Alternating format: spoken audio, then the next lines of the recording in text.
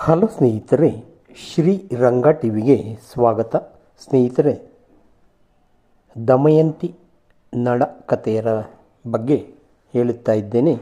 ಈ ದಿನ ಕರ್ಮದ ಫಲದ ಬಗ್ಗೆ ನಾವು ತಿಳಿದುಕೊಳ್ಳೋಣ. ಒಂದೇ ಮಾತು, ಈ ಪರಮ ಪಾಪಿ ನಳ ಹುಲಿಗೋ ಹಾವಿಗೋ ಆಹಾರವಾಗಲಿ ಎಂದು ನಿರ್ಧರಿಸಿ, ನೀನು ನನ್ನನ್ನು ಇದೇ ಜಾಗದಲ್ಲಿ ಬಿಟ್ಟು ಬಿಡು, ನೇರವಾಗಿ ನಿನ್ನ ತವರು ಮನೆಗೆ ಹೋಗಿಬಿಡು. ನಳನ ತುಟಿಗಳು ಕಂಪಿಸುತ್ತಿದ್ದವು. ಏನೆಂದಿರಿ? ದಮಯಂತಿಯ ಮಾತಿನಲ್ಲಿ ಉದ್ವೇಗ ಆವಿರ್ಭವಿಸಿತ್ತು. ನಳ ಹೇಳಿದ ಒಂದೊಂದು ನುಡಿ ಕೂಡ ಅವಳ ಹೃದಯ ಮಂದಿರದಲ್ಲಿ ಕೋಲಾಹಲ ಉಂಟು ಮಾಡಿತ್ತು. ಕನಲಿ ಕಣ್ಣೀರಿಡುತ್ತಾ ಮಾತು ಮುಂದುವರೆಸಿದಳು. ಎಂತಹ ಮಾತನಾಡಿದ್ರಿ ವಲ್ಲಭ? ದಮಯಂತಿಯ ಪ್ರಾಣ ನಿಮ್ಮ ಮೇಲೆ ನೆಲೆಸಿದೆ ಎಂಬುದನ್ನು ಅರ್ಥ ಮಾಡಿಕೊಂಡಿದ್ದು ಅವಳ ನಡೆಯ ಬಗೆಗೆ ಕಟುವಾದ ತೀರ್ಮಾನವನ್ನು ಕೈಗೊಂಡಿರಲ್ಲವೇ? ನೀವು ಕೈಬಿಟ್ಟರೆ ನನಗೆ ಗತಿಯಾರು ಹೇಳಿ? ತವರು ಮನೆಗೆ ಹೋಗು ಎಂದರೆ ನಿಮಗೆ ನಾನು ಬೇಡ ಎಂದೇ ಅರ್ಥ ತಾನೆ? ಅನುದಿನ ಕೂಡ ನಿಮ್ಮ ಪದಯುಗಗಳೆಂಬ ವಿಗ್ರಹವನ್ನು ದೇವರೆಂದೇ ತಿಳಿದು ಆರಾಧಿಸಿಕೊಂಡು ಬಂದವಳು ನಾನು. ಅದನ್ನು ಮರೆತು ಇರಲು ನನ್ನ ತನು ಒಪ್ಪುವುದೇ? ನಿಮ್ಮ ಅಗಲಿಕೆಯ ದುಃಖವನ್ನು ಬದಿಗೊತ್ತಿ ಬದುಕಬಲ್ಲೆನೇ ಹೇಳಿ? ಕಟುವಾಗಿ ಕೇಳಿದಳು. ಇಲ್ಲ ಪ್ರಿಯೆ, ನೀನು ಇನ್ನು ಎಷ್ಟು ಕಷ್ಟಗಳನ್ನು ಅನುಭವಿಸಬೇಕೋ ತಿಳಿಯದು. ಆದ ಕಾರಣ ತವರಿಗೆ ಹೋಗಿ ಸುಖವಾಗಿರುವುದೇ ವಿಹಿತ ಎನಿಸುತ್ತದೆ. ನಳ ಮತ್ತೆ ಅದೇ ಮಾತು ಪುನರುಚ್ಚರಿಸಿದ. ನೀವು ಇದೇಕೆ ನಿರ್ದಯವಾಗಿ ನನ್ನ ಬಗೆಗೆ ತೀರ್ಮಾನ ಕೈಗೊಳ್ಳುತ್ತೀರಿ? ನೆಳಲು ಶರೀರವನ್ನು ಬಿಟ್ಟು ಇರುವುದುಂಟೆ? ಸುಖವಿರಲಿ ದುಃಖವಿರಲಿ ಸಮಾನ ಭಾವದಿಂದ ಸ್ವೀಕರಿಸಿ ನಿಮ್ಮ ಪಾದಗಳ ಬಳಿಯೇ ನಾನಿರುವವಳು. ಎಲ್ಲಿ ನೀವಿದ್ದೀರೋ ಅಲ್ಲಿಯೇ ನಾನಿರುತ್ತೇನೆ. ನೀವು ಇರುವ ಅಡವಿ ನನಗೆ ಅರಮನೆ ಎನ್ನುತ್ತಾ ಕರ್ಮ ಫಲದಿಂದ ಬಂದಿರುವ ಸಂಕಷ್ಟಕ್ಕೆ ಏನೂ ಮಾಡುವಂತಿಲ್ಲ. ನನ್ನ ಬಗೆಗೆ ಚಿಂತಿಸಬೇಡಿ. ನೀವು ಶಾಂತ ಚಿತ್ತದಿಂದ ಇರಬೇಕು. ನಿಮ್ಮ ಪಡಿ ನೆಳಲಾಗಿ ನಿಮ್ಮೊಂದಿಗೆ ನಾನು ಸಂಚರಿಸುತ್ತೇನೆ ಎಂದು ದೃಢವಾಗಿ ನುಡಿದಳು. ಅಳಬೇಡ, ಶೋಕ ನಿಲ್ಲಿಸು. ನಳ ಪ್ರೀತಿಯಿಂದ ದಮಯಂತಿಯನ್ನು ಬಳಿಗೆ ಕರೆದು ಕಮಲ ಲೋಚನೆಯನ್ನು ತೋಳಿನಿಂದ ಬಳಸಿ ಬಿಗಿದಪ್ಪಿಕೊಂಡ. ಅವಳ ಕಂಬನಿಯನ್ನು ತನ್ನ ವಸನದಿಂದ ಒರೆಸಿದ. ಪ್ರೀತಿಯಿಂದ ತೊಡೆಯ ಮೇಲೆ ಕುಳ್ಳಿರಿಸಿಕೊಂಡ. ನೀನು ಜಾಣೆಯಲ್ಲವೇ? ಅವಿವೇಕಿಯಲ್ಲ. ಬಿಡು, ದುಃಖಿಸಬೇಡ. ಮನದ ದುಗುಡವನ್ನು ಕೈಬಿಡು ಎಂದು ಸಮಾಧಾನಪಡಿಸಿದ. ಆಗಲಿ, ನೀವು ದಣಿದಿದ್ದೀರಿ, ವಿಶ್ರಾಂತಿ ತೆಗೆದುಕೊಳ್ಳಿ ಎಂದು ದಮಯಂತಿ ಗಂಡನ ಮೈಯನ್ನು ಹಾತುಕೊಂಡಳು. ಭಗವಂತನ ಧ್ಯಾನ ಮಾಡುತ್ತಾ ಸತಿ ಪತಿ ಮರದ ಕೆಳಗೆ ಮಲಗಿಕೊಂಡರು.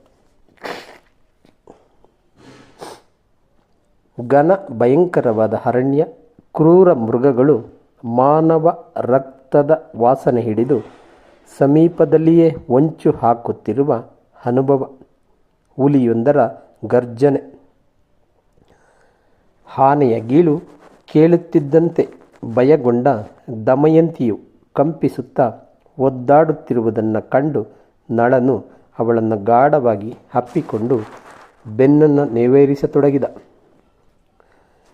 ಭಯಪಡದಿರು, ನಾನಿದ್ದೇನೆ, ಯಾವುದೇ ಅಪಾಯವು ಬಳಿಗೆ ಬರದಂತೆ ರಕ್ಷಿಸುತ್ತೇನೆ ಎಂದು ಹೇಳಿ ಧೈರ್ಯ ತುಂಬುತ್ತಿದ್ದ. ದಮಯಂತಿ ನಿದ್ರಾಂಗನೆಯ ಆಲಿಂಗನಕ್ಕೊಳಗಾದಳು. ಮರಗಳ ಹೆಡೆಯಿಂದ ತೂರಿ ಬರುತ್ತಿದ್ದ ಚಂದ್ರಮನ ಕಿರಣಗಳ ಬೆಳಕಿನಲ್ಲಿ ಅವಳ ಮುಖವನ್ನು ವೀಕ್ಷಿಸಿದ ನಳ, ವಿಧಿಯೇ, ಏನು ನಿನ್ನ ಲೀಲೆ? ರತ್ನ ಮಂಚದ ಮೇಲೆ ಶಯನಿಸಿ ಪರಮ ಸುಖದಿಂದ ಇರುತ್ತಿದ್ದ ಮಾನಿನಿಗೆ ಎಂತಹ ಗತಿ ತಂದು ಬಿಟ್ಟೆ ಶಿವ ಶಿವ ಎಂದು ಮರುಗಿದ. ದಮಯಂತಿ ಪತಿಯ ಅಪ್ಪುಗೆಯನ್ನು ಭದ್ರವಾಗಿ ನಂಬಿದಳು. ತನಗಿನ್ನು ಯಾವ ಅಪಾಯವೂ ಇಲ್ಲ ಎಂದು ಮನದಲ್ಲಿ ನಿರ್ಧರಿಸಿ ನಿಶ್ಚಿಂತಳಾದಳು. ಆದರೆ ಸ್ವಯಂಕೃತ ಅಪರಾಧದಿಂದ ನಳನ ಮುಖ ದಮಯಂತಿಗೆ ಬಂದೆರಗಿದ ಕಡು ಕಷ್ಟಗಳನ್ನು ಎಣಿಸಿ ನಳ ಕ್ಷಣ ಕ್ಷಣವೂ ತನ್ನನ್ನು ತಾನೇ ಕೊಂದುಕೊಳ್ಳುತ್ತಿದ್ದ. ಇಂತಹ ಪರಮ ಪತಿವ್ರತೆಗೆ ಪತಿಯೆಂದರೆ ತನ್ನ ಪ್ರಾಣವೇ ಎಂದು ನಂಬಿಕೊಂಡಿದ್ದವಳಿಗೆ ತಾನು ಎಂತಹ ದ್ರೋಹವೆಸಗಿದೆ ಎಂದು ಯೋಚಿಸಿ ಪಶ್ಚಾತ್ತಾಪದಿಂದ ದಗ್ಧನಾಗುತ್ತಿದ್ದ. ಅವನಿಗೆ ನಿದ್ರೆಯಂತೂ ಬಳಿ ಸುಳಿಯಲಿಲ್ಲ. ಕತ್ತಲನ್ನೇ ನಿಧಾನ ಹತ್ಯೆಯ ಅಸ್ತ್ರವಾಗಿ ಬಳಸಿಕೊಂಡಿದ್ದ. ದಟ್ಟಡವಿಯ ಅಂಧಕಾರದಲ್ಲಿ ನಳ ದೃಢ ನಿರ್ಧಾರಕ್ಕೆ ಬಂದ. ಸವಿ ಮಾತಿನಿಂದ ಹೇಳಿದರೆ ದಮಯಂತಿ ತನ್ನನ್ನು ತ್ಯಜಿಸಿ ಖಂಡಿತ ತನ್ನ ತವರು ಮನೆಗೆ ತೆರಳಲಾರಳು. ಎಂತಹ ಕಷ್ಟವೇ ಬರಲಿ ನಿನ್ನ ನೆರಳಾಗಿರುತ್ತೇನೆ ಎಂದು ಜೊತೆಗೆ ಹೆಜ್ಜೆ ಹಾಕದಿರಳು. ಇದಕ್ಕೆ ತಾನು ಮಾಡಬೇಕಾದ ಏಕೈಕ ಉಪಾಯವೆಂದರೆ ಗಟ್ಟಿ ಮನಸ್ಸು ಮಾಡಿ ಇವಳನ್ನು ಏಕಾಂಗಿಯಾಗಿ ಬಿಟ್ಟು ಕಾಣದ ಪ್ರದೇಶಕ್ಕೆ ಹೋಗಿಬಿಡುವುದು. ಆಗ ವಿಧಿಯಿಲ್ಲದೆ ಒಂಟಿಯಾಗಿ ಕಾನನದಲ್ಲಿ ಇರಲಾರದೆ ಅವಳು ವಿದರ್ಭವನ್ನು ಸೇರಿಕೊಳ್ಳುತ್ತಾಳೆ. ಗಾಢ ನಿದ್ರೆಗೆ ವಶಳಾಗಿದ್ದಾಳೆ ದಮಯಂತಿ. ಬಹು ಸೂಕ್ಷ್ಮವಾಗಿ ತನ್ನ ಮೈಯ ಮೇಲಿದ್ದ ಅವಳ ಸೆರಗನ್ನು ನಳ ಜಾರಿಸಿದ. ಸ್ವಲ್ಪ ಅಲುಗಾಡಿದರೂ ಅಪ್ಪುಗೆ ವ್ಯತ್ಯಾಸವಾದರೂ ನಳ ನಾಯಕಿ ಎಚ್ಚರಗೊಂಡು ತನ್ನ ಯೋಜನೆಯನ್ನು ಕೈಬಿಡುವಂತೆ ಮಾಡಬಹುದು ಎಂಬ ಆತಂಕ ಅವನಿಗೆ ಇತ್ತು. ಹಾಗೆಯೇ ಬೆಳದಿಂಗಳ ಕಾಂತಿಯಲ್ಲಿ ಒಂದು ಸಲ ಮಡದಿಯ ವದನವನ್ನು ವೀಕ್ಷಿಸಿದ ನಳ, ಅಯ್ಯೋ ದೇವರೇ, ನಾರಾಯಣ ನಾರಾಯಣ, ಈ ಘೋರ ಅಡವಿಯಲ್ಲಿ ನಿದ್ರಾವಶಳಾಗಿರುವ ಸಹಗಮನಿಯನ್ನು ಎಚ್ಚರಿಸದೆ ಬಿಟ್ಟು ಹೋಗುತ್ತಿದ್ದೆನಲ್ಲ ಎಂದು ಮನಸ್ಸಿನೊಳಗೆ ಮರುಗಿದ. ಸತಿಯನ್ನು ತೊರೆದು ಎದ್ದು ನಿಂತ 10 ಹೆಜ್ಜೆ ಮುಂದೆ ಹೋದ. ಕಡೆಯದಾಗಿ ಅವಳ ಮುಖವನ್ನೊಮ್ಮೆ ನೋಡಬೇಕು ಎಂದು ಮರಳಿ ಅವಳಲ್ಲಿರುವಲ್ಲಿಗೆ ಬಂದು ಮುಖ ಅವಲೋಕನ ಮಾಡಿದ. ಒತ್ತರಿಸಿ ಬರುವ ದುಃಖ ಮೆಲ್ಲನೆ ಅಡಿ ಇಡುತ್ತಾ ಮುಂದೆ ಹೋದರೆ ಮತ್ತೆ ಹಿಂದೆ ಬರುವ ಮನಸ್ಸು ತೊಯ್ದಾಡಿದ ನಳ ನೃಪಾಲ. ಅಷ್ಟು ದೂರ ಹೋಗಿ ಕಣ್ಣಿಗೆ ಕಾಣುವುದಿಲ್ಲ. ಸತಿ ಎನಿಸಿದಾಗ ಹೃದಯವೇ ವೇದನೆಯಿಂದ ಬೆರೆಯಿತು. ಶೋಕ, ಪಶ್ಚಾತ್ತಾಪ, ಅಪರಾಧಿ ಭಾವದಿಂದ ಬೆಂದು ಹೋದ. ಕರಗುತ್ತಿರುವ ಮನೋಸ್ಥೈರ್ಯ, ಸುಡುತ್ತಿರುವ ಶೋಕಾಗ್ನಿ ತನ್ನ ನಿರ್ಧಾರವನ್ನು ಸಡಿಲಿಸುತ್ತಿದೆ ಎನ್ನುವ ಅನುಮಾನವನ್ನು ಪೊಡವಿಪತಿಯನ್ನು ಕಾಡಿತು. ಕಡೆಗೂ ನಳ ಮನಸ್ಸನ್ನು ಕಲ್ಲಾಗಿ ಮಾಡಿಕೊಂಡ.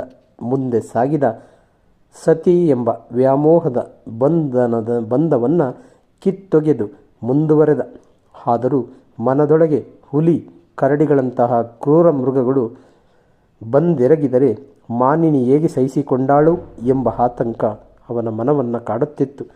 ಹೀಗೆ ಯೋಚಿಸುತ್ತಾ ನಳನು ಮುಂದೆ ಮುಂದೆ ಸಾಗುತ್ತಿರುವಾಗ ನಳನ ಮೊರೆಯನ್ನು ಆಲಿಸಿಯೋ ಎಂಬಂತೆ ನಿದ್ರೆಗೊಳಗಾದ ಸತಿಯನ್ನು ಎಚ್ಚರಿಸಲು ಮೂಡಣ ದಿಸೆಯಲ್ಲಿ ಬಾಲಸೂರ್ಯನು ತನ್ನ ತಣ್ಣಗಿನ ಕಿರಣಗಳನ್ನು ಹರಡುತ್ತಾ ಕತ್ತಲನ್ನು ಹೊದ್ದು ಮಲಗಿದ್ದ ಅವನಿಗೆ ಬೆಳಕನ್ನು ಕರುಣಿಸಿದ.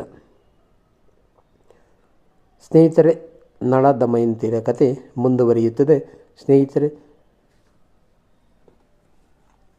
ನಮ್ಮ ಶ್ರೀರಂಗ ಟಿ ವಿ ಚಾನಲನ್ನು ಸಬ್ಸ್ಕ್ರೈಬ್ ಮಾಡಿ. ಜೈ ಹಿಂದ್, ಜೈ ಕರ್ನಾಟಕ, ಜೈ ಶ್ರೀರಾಮ್.